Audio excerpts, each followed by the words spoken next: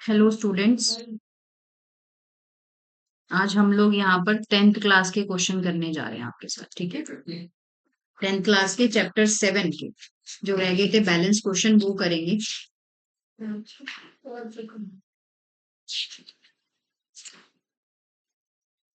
Triangle के हम complete करा चुके हैं एक्स्ट्रा क्वेश्चन। ठीक है, अब ये आज 7 चैप्टर के भी आप लोगों के लिए क्या हो जाएंगे, कंप्लीट हो जाएंगे। 7 क्वेश्चन करा चुके हैं चैप्टर 7 के। आज क्वेश्चन नंबर 8 है। क्या कहता है ये? कहता है show that the points A -3 and 2, B -5 -5, and C 2, -3, and D 4, -4 are the vertices of a rhombus। ठीक है, ये क्वेश्चन है। अब इसमें अगर आपको पता हो तो रोम्बस कुछ इस तरीके का होता है। यहाँ पर ए पॉइंट है, यहाँ बी है, यहाँ सी है, यहाँ डी है। ऊपर से भी ए भी शुरू हो सकता है, कोई दिक्कत नहीं है। अगर मैं यहाँ पर ए बी सी डी का पॉइंट रखना चाहूँ, अगर मैं यहाँ पर ए बी सी डी का पॉइंट रखना चाहूँ, पेन का कलर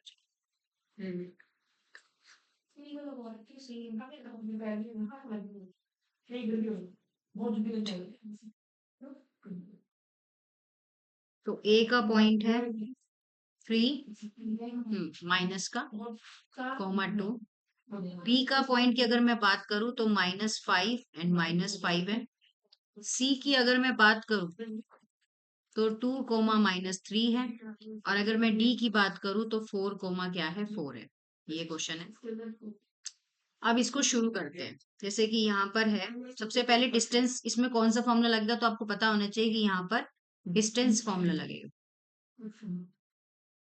और वो क्या होता है? वो होता है x का स्क्वायर माइनस x1 का whole square plus y2 minus y1 का होल स्क्वायर। ठीक है, ये डिस्टेंस फॉर्मूला होता है। अब यहाँ पर ए बी का डिस्टेंस निकालते हैं। किसका निकालते हैं? ए बी का डिस्टेंस। ए बी का डिस्टेंस क्या है? तो y2 है, सबसे पहले तो -5 होगा, है ना। और प्लस किसका रहेगा? x2, x1 है तो क्या होगा? -3 का, इन सब का क्या होगा? Whole square. क्योंकि अगर यहाँ से चलेंगे तो ये x1 है, ये y1 है, ये x2 है और ये y2 है। इस तरीके से ही होगा ना। इसको पूरा सॉल्व करते हैं तो हमारे पास यहाँ पर क्या आ जाएगा?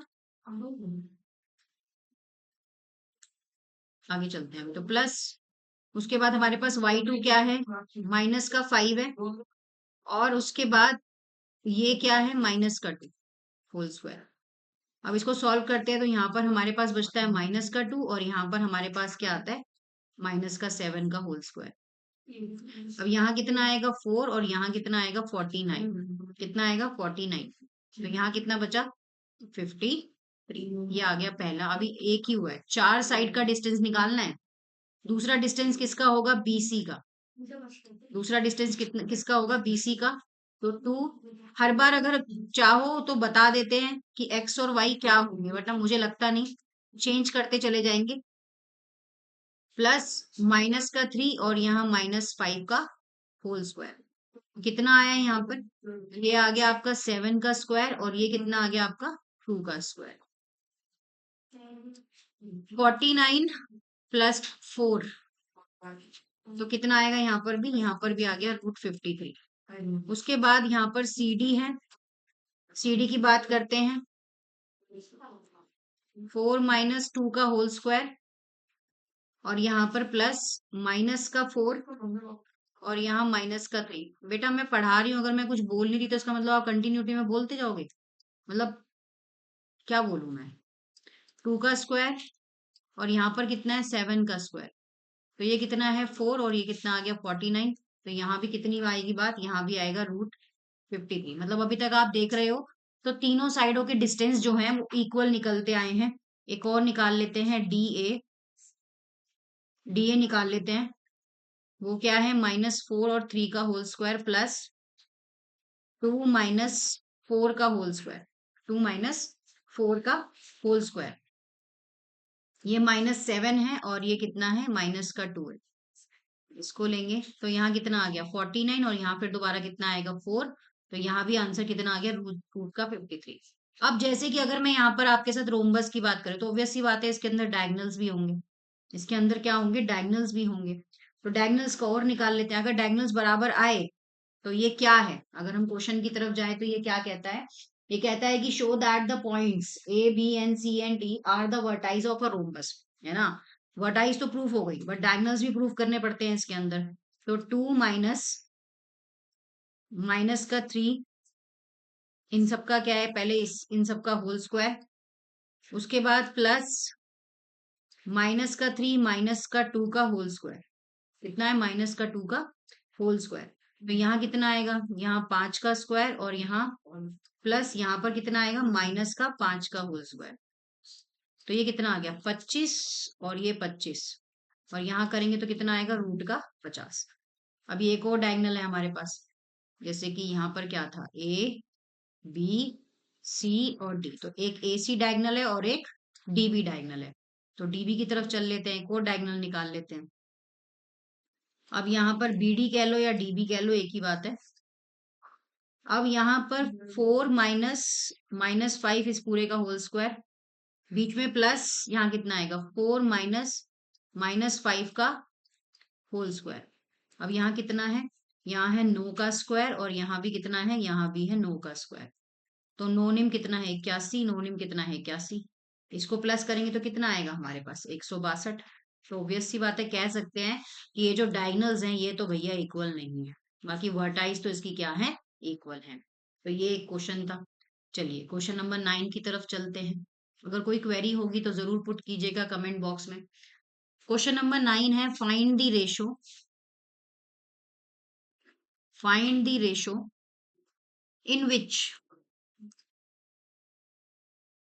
in which the points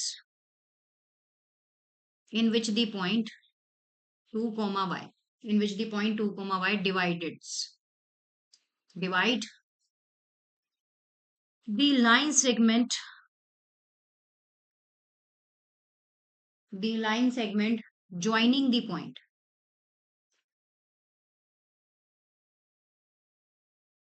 the joining the points, a point है -2 and 2, एंड जो b पॉइंट है वो क्या है 3,7, 3,7 माइनस नहीं है उसके अंदर, ठीक है 3,7। एंड ये कह रहा है कि also find the value of y। क्या है, क्या कहना चाह रहा है, ये कह रहा है कि एक रेशो है जी हमारे पास, फाइंड द रेशो, कह रहा है जी रेशो निकाल के दो मुझे, ठीक है। कह रहा है जी रेशो निकाल के दो, मैंने आपको 2 पॉइंट दे दिए, सिंपल सी बात है। एक मैंने आपको पॉइंट दिया है 2y, और एक मैंने आपको दिया है -2, और एक मैंने दिया है आपको b पॉइंट। अच्छा जी, बहुत तेज चल रहा है ये। तो हमारे पास अगर बात करें तो ए बी का पॉइंट है, एक है हमारे पास -2 और एक 2, और एक बी पॉइंट है 3 और 7। एक हमारे पास यहाँ पर रेशो में है 2 और y, इस तरीके से ऐसे दे रखा है ना। अब इसमें सबसे पहले ये समझने वाला है कि इसको तो हम k रेशो 1 मानते हैं। क्या मानते हैं, k रेशो 1 मानते हैं। चलो निकाल लेते हैं, इनमें कौन सी बड़ी बात है। सबसे पहले अगर x का वैल्यू निकालें, x के पॉइंट निकाले तो क्या होता है kx1, यहाँ पर x2 आएगा और नीचे k+1 आएगा। अब x के पॉइंट की अगर मैं बात करूं, अगर x के पॉइंट की अगर मैं बात करूं और यहाँ पर मैं फिर से लाइन बनाऊं, आ जाओ, ये रहा a, ये b और ये p। इसके पॉइंट की बात करूं तो ये -2/2, और ये 2, y, और यहाँ पर हमारे पास है 3,7। ठीक है, अब मैं इसकी बात करती हूँ। सपोज मेरे पास ये x के पॉइंट है ना, और ये मेरा x का पॉइंट है। ये मेरे पास x1 है, और ये मेरे पास x2 है, और ये मेरे पास क्या है, x का पॉइंट है। इसको मैं इधर रख देती हूँ 2 के बराबर, इसको मैंने रख दिया सपोज। उसके बाद k x1 मेरा क्या होगा, x1 मेरा क्या होगा बताओ, कैसे रखना होगा इसको? वैसे ही रखेंगे ना, x1 y1 x2 y2, यही आएगा। तो अब मेरे पास x1 है, तो x1 मेरे पास क्या है यहाँ पर? जल्दी बताओ, x1 मेरे पास क्या है? तो x1 है मेरे पास 2, वो भी किसका? माइनस का। प्लस x2 क्या है मेरे पास? x2 है 3। k प्लस वन मेरा क्या रहेगा? k प्लस वन मेरा k प्लस वन ही रहेगा। इसको जाके मल्टीप्लाई कर दूंगी तो ये हो जाएगा 2k प्लस वन, और ये माइनस का 2k प्लस 3, तो 2k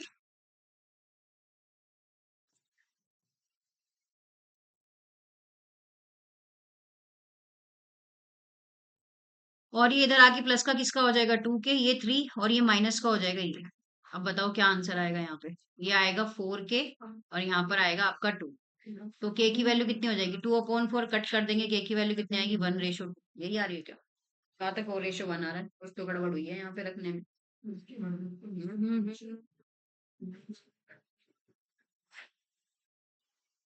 या तो इसको फॉर्मूला गलत रखा है, यहाँ पर ना x2 होता है और यहाँ x1 होता है, दैट्स वाई इसलिए होगा। तो यहाँ पर हमारा x2 जो है वो 3 है जी, ठीक है, और ये माइनस का नहीं होगा फिर। और यहाँ पर हमारा x1 जो है वो है 2।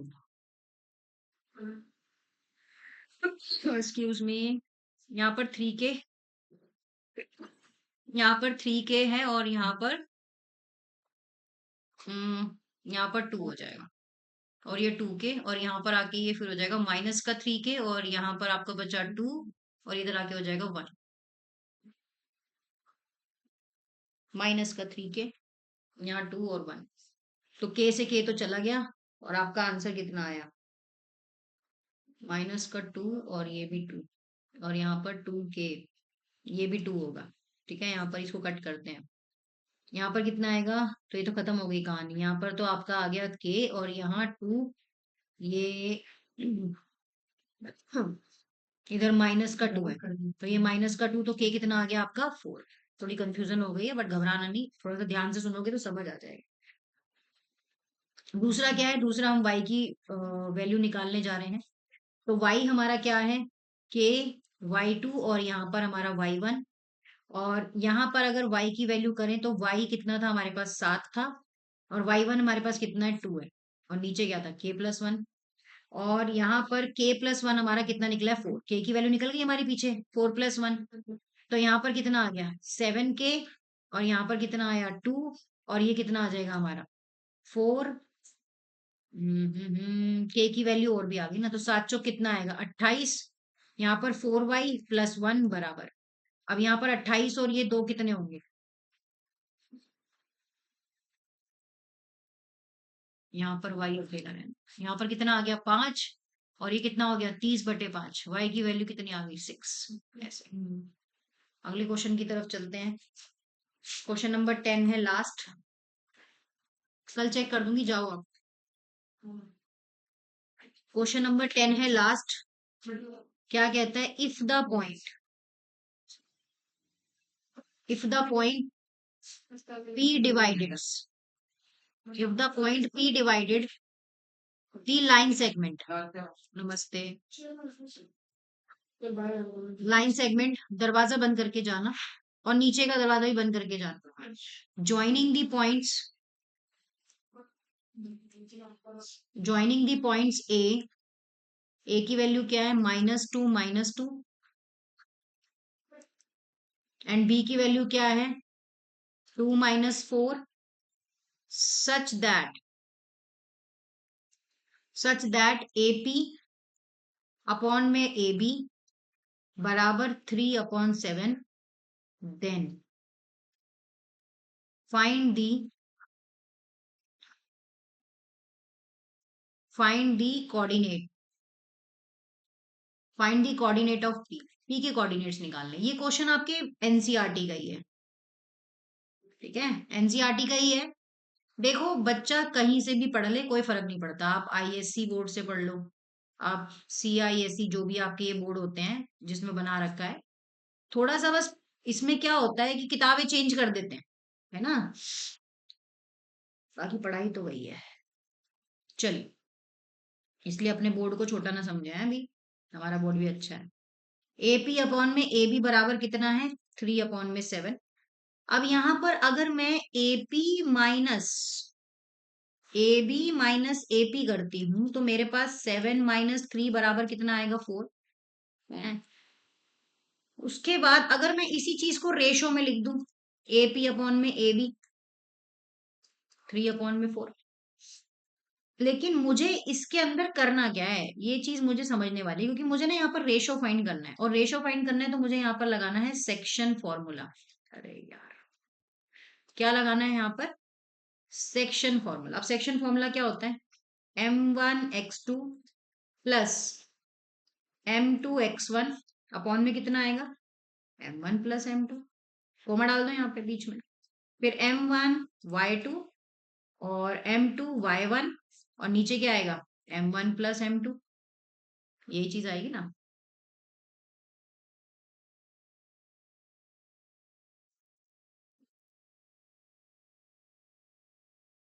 या तो ज्यादा छोटा हो रहा है या ज्यादा बड़ा हो रहा है। ठीक है, ये क्या है ये सेक्शन फॉर्मूला। अब यहाँ पर एक बार वैल्यू लिख लेते हैं कि हमारे पास अकॉर्डिंग टू क्वेश्चन क्या क्या वैल्यू। अगर मैं ए की वैल्यू की बात करूं तो हमारे पास ए है 2 - 2। अगर मैं बी की वैल्यू की बात करूं तो हमारे पास है 2, -4। और अगर मैं सी की वैल्यू की बात करूं तो हमारे पास कुछ है ही नहीं। अब हमारे पास m1 कितना है, हमारे पास m है 3 1 सॉरी m1 है 3 और m2 कितना है 4। चलिए पहले x के कोऑर्डिनेट निकाल लेते हैं। ओके, तो हमारे पास m है 3, तो यहाँ पर हमारे पास क्या था x2 था, तो x2 क्या होगा इधर देख लो x1 y1 x2 y2। x2 कितना है 2, बीच में प्लस का निशान लगाया 4 क्योंकि m2 हमारे पास 4 है। और हमारे पास यहाँ पर x1 कितना आएगा -2, यही है ना। हम्म अब नीचे m1 प्लस m2, तो यहाँ पर कितना आया 6 और यहाँ कितना आया 8, यहाँ कितना आया 7, बचा कितना है यहाँ पर -2/7। इसी तरह से अगर हम y की वैल्यू निकाल लेते हैं तो y में हमारे पास क्या है m तो वही रहेगा, m तो चेंज होना नहीं। y1 कितना y2 कितना है -4 प्लस यहाँ कितना है 4, y1 कितना है 2 है, नीचे कितना आएगा 3 + 4, यहाँ कितना आ गया 4 × 12 12 प्लस यहाँ कितना आया 8 और यहाँ कितना आया 7, 12 में से 8 में कितना बचेगा 4 और यहाँ कितना आ गया 7, 4/7। तो हमारे पास जो P के कोऑर्डिनेट्स निकल के आए जो हमें एज पर क्वेश्चन निकालने थे, तो एक कोऑर्डिनेट हमारे पास आया 2/7 और एक कोऑर्डिनेट हमारे पास आया 4/7। ठीक है जी, तो ये थे आपके 10th क्लास क्वेश्चन जो आपको क्या बोलते हैं एग्जाम में हेल्प करेंगे 7 चैप्टर। और आज हमारा 7 चैप्टर का भी एक्स्ट्रा क्वेश्चंस जो है वो खत्म हो चुके हैं। अगर आपको हमारी क्लासेस पसंद आ रही हैं तो चैनल को लाइक शेयर एंड सब्सक्राइब जरूर करें अपने दोस्तों के साथ भी। Thank you.